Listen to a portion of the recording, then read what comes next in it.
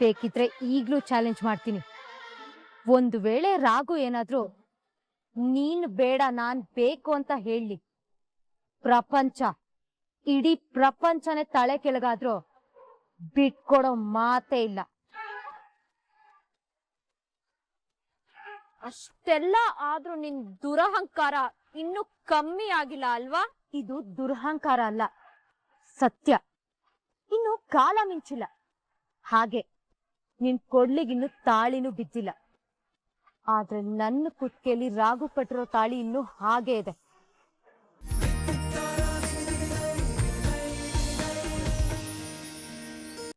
ಮದ್ವೆ ಅನ್ನೋದು ಕಮಿಟ್ಮೆಂಟ್ ಆಗಿರ್ಬೇಕೆ ಹೊರತು ಅಗ್ರಿಮೆಂಟ್ ಆಗಿರಬಾರ್ದು.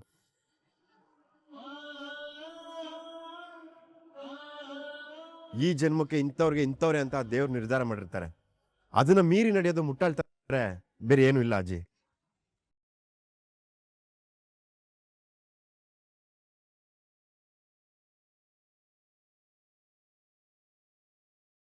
ಸರಿ ರಮತ್, ಸರಿ. ಹೇಗೋ ಎಲ್ಲ ಒಳ್ಳೇದಾಯ್ತಲ್ವಾ? ಅಷ್ಟು ಸಾಕು. ನೋಡಪ್ಪ, ಆ ದೇವ್ರ ದಯದಿಂದ ತಾಯಿ ಮಗು ಆರೋಗ್ಯವಾಗಿದ್ದಾರೆ. ಇನ್ಯಾವ ಭಯನೂ ಇಲ್ಲ. ಇವರಿಬ್ರು ಇವತ್ತು ಉಳಿದಿದ್ದಾರೆ ಅಂದ್ರೆ ಅದಕ್ಕೆ ನೀವೇ ಕಾರಣ. ಏನ್ ಮಾಡ್ಬೇಕು ಅಂತ ದಿಕ್ಕೆ ತೋರಿಸ್ತಾ ಇರುವಾಗ ದೇವ್ರ ತರ ಬಂದು ಕಾಪಾಡಿದ್ರಿ. ಥ್ಯಾಂಕ್ಸ್ ಅಮ್ಮ. ನೋಡಪ್ಪ, ಯಾವಾಗ ಏನ್ ಆಗ್ಬೇಕು ಅಂತ ಆ ದೇವ್ರು ಮೊದ್ಲೇ ನಿರ್ಧಾರ ಮಾಡಿರ್ತಾನೆ. ನಾವೆಲ್ಲ ನೆಪ ಅಷ್ಟೇ ಕಣಪ್ಪ. ಈ ದೇವಸ್ಥಾನದಲ್ಲಿ ನನ್ ಕೈಯಲ್ಲೇ ನಿನ್ ಮಗು ಈ ಪ್ರಪಂಚಕ್ಕೆ ಬರ್ಬೇಕು ಅಂತ ಇತ್ತು ಅಂತ ಕಾಣಿಸುತ್ತೆ. ಅದು ಅಲ್ದೆ ನನಗ್ ಗೊತ್ತಿರೋ ವೃತ್ತಿ ಈ 2 ಜೀವನೂ ಉಳಿಸ್ತಲ್ಲ, ಅದೇ ನನಗ್ ಸಂತೋಷ. ಈ ಮಾತಿಗೆ ನಾನು ಏನ್ ಹೇಳ್ಬೇಕು ಗೊತ್ತಿಲ್ಲ ಅಜ್ಜಿ.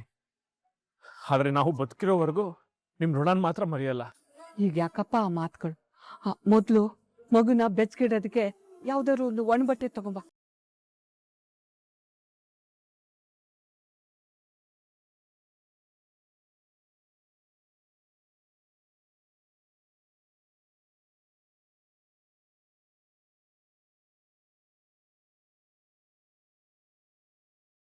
ಅಪ್ಪ ದೇವ್ರೆ, ನಾನು ಬೇರೆ ದಾರಿ ತೋರಿಸ್ತಾ ಇಲ್ಲ, ದಯವಿಟ್ಟು ಕ್ಷಮಿಸ.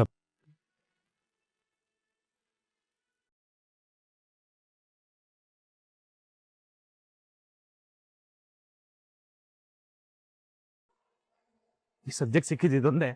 ಯಾವ್ದೋ ಕೊಡಪ್ಪ. ಎಲ್ಲಿ ಆ ಮಗುನ್ ಕೊಡು.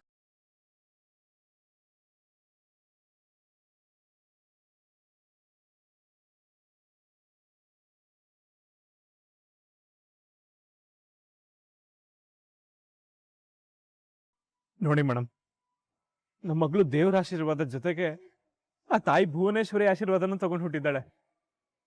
ನೋಡಿ, ಅವಳ ಮೈ ಮೇಲೆ ಬಿದ್ದಿರೋ ಮೊದಲನೇ ಬಟ್ಟೆನೆ. ಏನಾದ್ರೂ ಆಗ್ಲಿ ರಾಮಾಚಾರಿ ಸರ್, ನಂಬರ್ 1 ಕನ್ನಡತಿ ಆಗೋ ತರ ನೀವು ಬೆಳೆಸ್ಬೇಕು. ಖಂಡಿತ ತರುಣ್, ಅದ್ರ ಬಗ್ಗೆ ಅನುಮಾನನೇ ಬೇಡ. ಇವಳನ್ನ ನಂಬರ್ 1 ಕನ್ನಡತಿ ಮಾಡೇ ಮಾಡ್ತೀನಿ.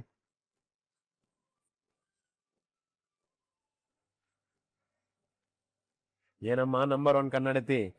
ಒಂದ್ಸಲ ಕನ್ನಡಾಂಬೆಗೆ ಜೈ ಅನ್ನು ಹೇಳೋ ಟೈಮ್ ಬರುತ್ತೆ, ಅವಾಗ ಹೇಳ್ತಾಳೆ ಬಿಡು. ಅವಳು ಹೇಳಿಲ್ಲ ಅಂದ್ರೆ ಏನಂತೆ, ನಾವೆಲ್ಲರೂ ಹೇಳೋಣ. ಕನ್ನಡ ತಾಯಿ ಭುವನೇಶ್ವರಿ ದೇವಿಗೆ.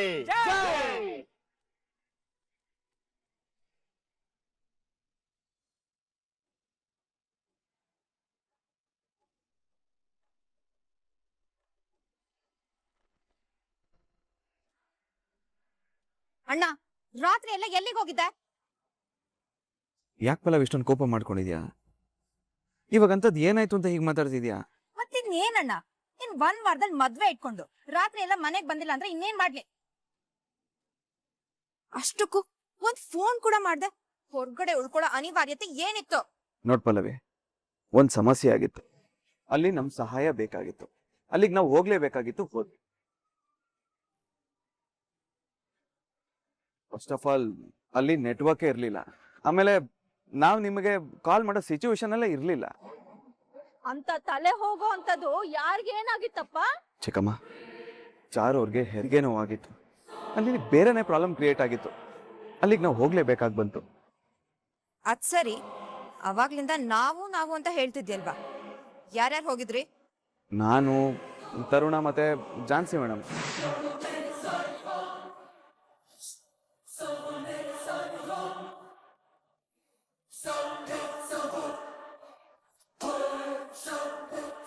ಸೂಪರ್ ಬಿಡೋಣ ನೀನು. ನಾವೆಲ್ಲ ನಿನ್ನ ನಮ್ಮ ಮನೆ ವರ ಅಂತ ಅನ್ಕೊಂಡಿದ್ರೆ ನೀನ್ ಶಾಪ ಆಗ್ಬೇಕು ಅನ್ಕೊಂಡಿದ್ಯಾ. ಯಾಕೆ ಪಲ್ಲವಿ ಅಂತದ್ ನಾನು ಏನ್ ಮಾಡ್ದೆ? ಇನ್ನೇನ್ ಮಾಡ್ಬೇಕಪ್ಪ? ನೀನ ಜಾನ್ಸಿ ಜೊತೆ ಹೋಗಿದ್ಯಾ ಅಂದ್ರೆ ಏನರ್ಥ? ಪಲ್ಲವಿ, ಜಾನ್ಸಿ ಮೇಡಮ್ ನಮ್ಗಿಂತ ಮೊದ್ಲೇ ಅವ್ರ ಜೊತೆ ಇತ್ತು. ನಾವು ಹೋಗ್ಬೇಕಾದ್ ಬಂತಷ್ಟೇ. ಸಹಾಯ ಮಾಡಕ್ ಹೋಗ್ಬೇಕಾದ್ರೆ ಅರ್ಥ ಎಲ್ಲ ಹುಡ್ಕೊಂಡು ಕುತ್ಕೊಳ್ಳೋದಿಕ್ಕಾಗಲ್ಲ. ನೀನ್ ಬೇರೆ ಯಾರ ಜೊತೆನೂ ಹೋಗಿದ್ರೆ ಅರ್ಥ ಹುಡುಕ್ಬೇಕಾಗಿರ್ಲಿಲ್ಲ.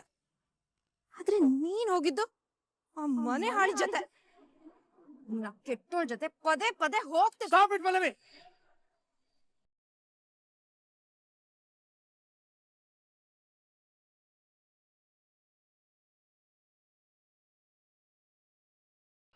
ಜಾನ್ಸಿ ಮೇಡಮ್ ಬಗ್ಗೆ ಇನ್ ಒಂದೇ ಒಂದು ಮಾತಾಡಿದ್ರು ಮನುಷ್ಯನಾಗಿರಲ್ಲ.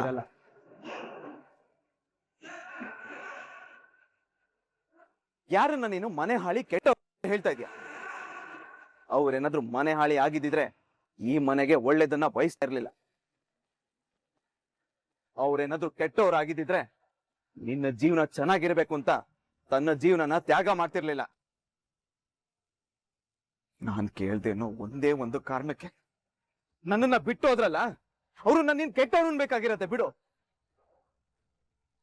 ಏನಪ್ಪ ರಘು, ನಿನ್ ಜೀವನ ಹಾಳ್ ಮಾಡ್ದವ್ರಿಗೋಸ್ಕರ ಪಲ್ಲವಿ ಮೇಲೆ ಕಿರ್ಚಾಡ್ತಾ ಇದೀಯಾ? ಚಿಕ್ಕಮ್ಮ ಪ್ಲೀಸ್, ಅವರಿಂದ ನನ್ ಜೀವನ ಹಾಳಾಗಿಲ್ಲ. ಬದಲಾಗಿ ನಿಮ್ಮೆಲ್ಲರೂ ಜೀವನ ಚೆನ್ನಾಗಿ ನಾನು ಅವ್ರ ಋಣದಲ್ಲಿ ಬದುಕ್ತಾ ಇದ್ದೀನಿ.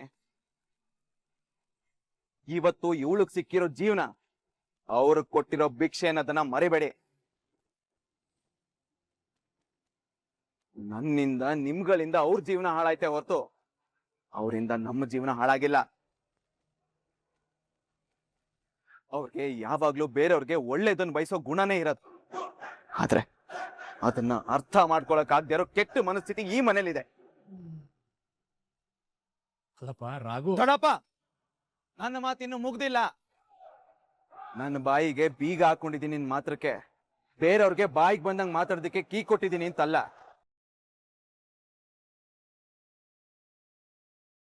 ಏನೇ ಇದು, ಇಷ್ಟೊಂದು ರೋಚಿಗೆ ಬಿಟ್ಟಿದ್ದಾನೆ? ಏನಾಯ್ತು? ಗೊತ್ತಾಯ್ತು ತಾನೆ, ಸುಮ್ಮನೆ ಬಾಯಿ ಮುಚ್ಕೊಂಡಿದ್ಕೊಂಡು. ನೀನ್ ಹೇಳೋದು ಸರಿನೇ.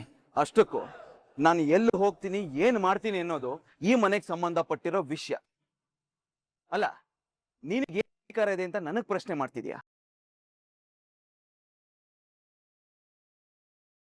ಹೊಟ್ಟೆ ಹೆಣ್ಣು ಕೂಲಕ್ ಹೊರಗೆ ಅನ್ನೋದು ನಿನಗ್ ಚೆನ್ನಾಗ್ ಗೊತ್ತಿದೆ ಅಲ್ವಾ? ಆ ರೀತಿ ಇದ್ರೆ ನಿನಗೆ ಒಳ್ಳೇದು.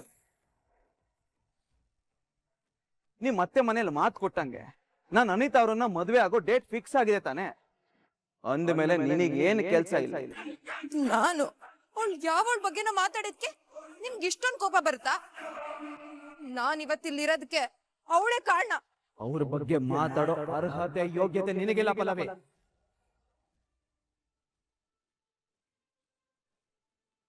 ನಿನ್ನ ಮದುವೆ ಆಗೋದಕ್ಕೂ ಅವರೇ ಕಾರಣ. ಅವ್ರು ಇಲ್ಲ ಅಂದಿದ್ರೆ ನೀನ್ ಆಸೆ ಪಟ್ಟವ್ರನ್ನ ಇಷ್ಟಪಟ್ಟಂಗೆ ಮದುವೆ ಆಗಕ್ ಆಗ್ತಿರ್ಲಿಲ್ಲ. ಆ ದಿನ ನಾನು ಇದೇ ಚೌಟ್ರಿಲ್ ಆಗ್ಬೇಕು, ನಾನು ಹಂಗೆ ಮದುವೆ ಆಗ್ಬೇಕು ಅಂತ ಆಸೆ ಪಟ್ಟಲ್ಲ.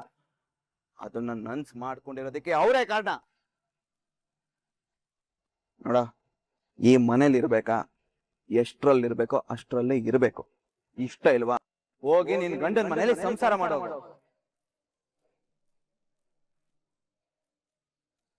ಅದು ಮದ್ವೆ ಕೆಲ್ಸ ಓಡಾಟ ಎಲ್ಲ ಇರುತ್ತಲ್ಲಪ್ಪ, ಅದಕ್ಕೆ ನಾನು 2 ದಿನ ಇರ್ಲಿ ಅಂತ ಉಳಿಸ್ಕೊಂಡಿದೀನಿ.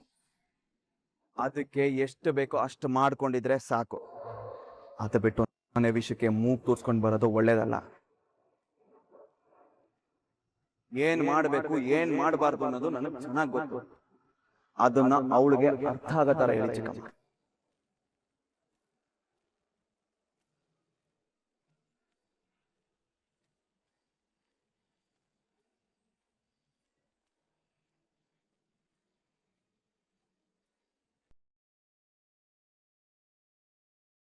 ಡೋಂಟ್ ವರಿ, ಇವಾಗ ನಾನೇ ಬೇಕಾದ್ರೆ ನಿನಗ್ ಬೇರೆ ಹುಡ್ಗನ್ ನೋಡಿ ಮದ್ವೆ ಮಾಡ್ತೀನಿ.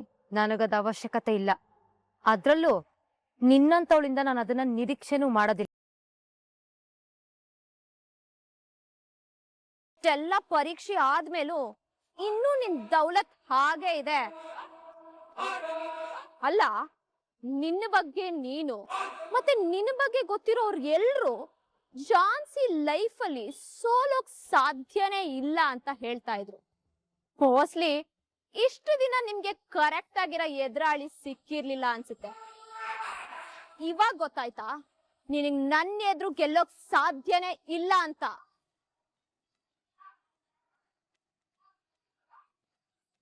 ಮುಗಿತಾ ನಿಂದು?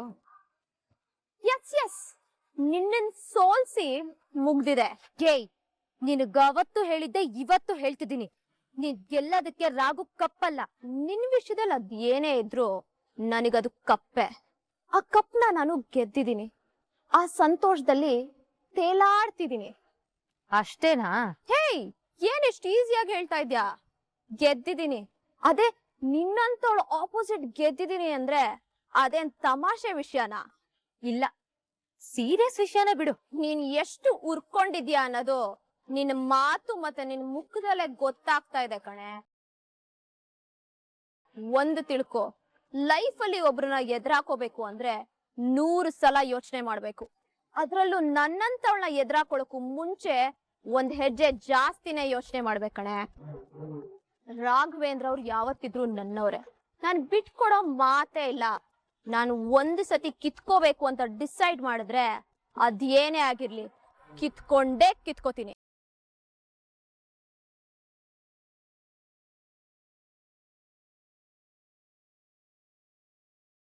ಕಿತ್ಕೊಂಡಿದ್ದಲ್ಲ, ನನ್ ಗಂಡ ಕೇಳ್ದಾನೋ ಒಂದೇ ಒಂದು ಕಾರಣಕ್ಕೆ ಬಿಟ್ಕೊಟ್ಟಿದ್ದು.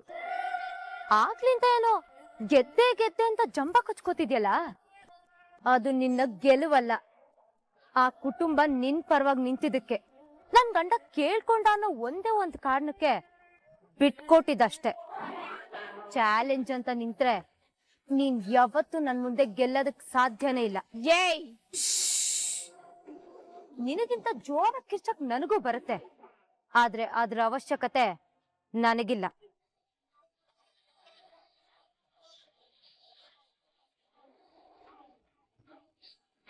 ಒಂದ್ ವೇಳೆ ನನ್ ಗಂಡ ಏನಾದ್ರು ನೀವ್ ಬೇಕು ನನ್ ಜೊತೆ ನೀವಿರಿ ಅಂತ ಒಂದೇ ಒಂದ್ ಮಾತ್ ಹೇಳಿ, ಸಿಚುವೇಶನ್ ಎಂತದೇ ಇರ್ಲಿ, ಎದುರಾಳಿ ಯಾರೇ ಇರ್ಲಿ, ಬಿಟ್ಕೊಡೋ ಮಾತೇ ಇಲ್ಲ. ಬೇಕಿದ್ರೆ ಈಗ್ಲೂ ಚಾಲೆಂಜ್ ಮಾಡ್ತೀನಿ. ಒಂದು ವೇಳೆ ರಾಘು ಏನಾದ್ರು ನೀನ್ ಬೇಡ ನಾನ್ ಬೇಕು ಅಂತ ಹೇಳಿ, ಪ್ರಪಂಚ, ಇಡೀ ಪ್ರಪಂಚನೇ ತಲೆ ಕೆಳಗಾದ್ರೂ ಬಿಟ್ಕೊಡೋ ಮಾತೇ ಇಲ್ಲ. ಅಷ್ಟೆಲ್ಲ ಆದ್ರೂ ನಿನ್ ದುರಹಂಕಾರ ಇನ್ನೂ ಕಮ್ಮಿ ಆಗಿಲ್ಲ ಅಲ್ವಾ? ಇದು ದುರಹಂಕಾರ ಅಲ್ಲ, ಸತ್ಯ. ಇನ್ನು ಕಾಲ ಮಿಂಚಿಲ್ಲ. ಹಾಗೆ ನಿನ್ ಕೊಡ್ಲಿಗಿನ್ನು ತಾಳಿನೂ ಬಿದ್ದಿಲ್ಲ. ಆದ್ರೆ ನನ್ನ ಕುತ್ತಿಗೆಯಲ್ಲಿ ರಾಗು ಕಟ್ಟಿರೋ ತಾಳಿ ಇನ್ನೂ ಹಾಗೆ ಇದೆ.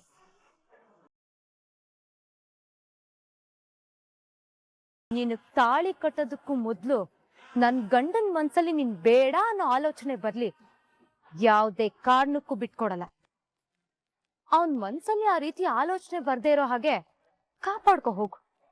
ಇಲ್ಲಾಂದ್ರೆ ರಾಗು ಯಾವ ಕ್ಷಣದಲ್ಲಿ ಬೇಕಾದ್ರೂ ನನ್ನವನಾಗ್ತಾನೆ.